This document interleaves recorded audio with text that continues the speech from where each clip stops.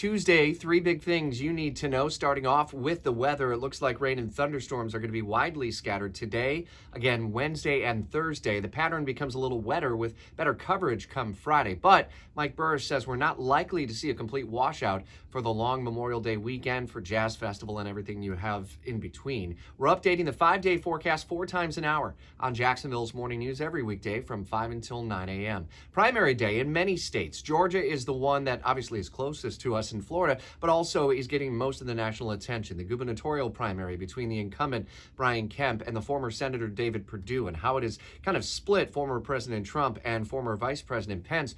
Pence was campaigning for Brian Kemp in these closing days. We'll be updating the turnout story throughout the day. We'll certainly have updates on the returns once the polls close tonight, and full coverage on Wednesday and the stories that ultimately become news on Jacksonville's only all-news morning show. But there's that Senate primary, and there are a number of other races that we're watching very closely as redistricting is essentially booting out a couple of sitting members of Congress, not just in Georgia, but also potentially in Texas. Who's on upset alert? It's a story that we're following for you very closely.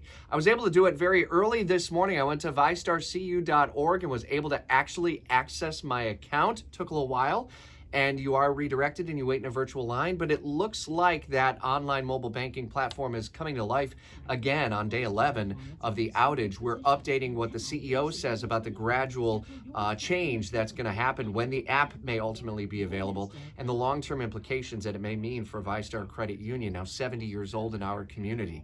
And we're updating the progress on the special session on property insurance reform in Tallahassee. Be listening for continuing coverage on these and other stories. Head to WOKV.com for a deep dive into all the top local and national news as well.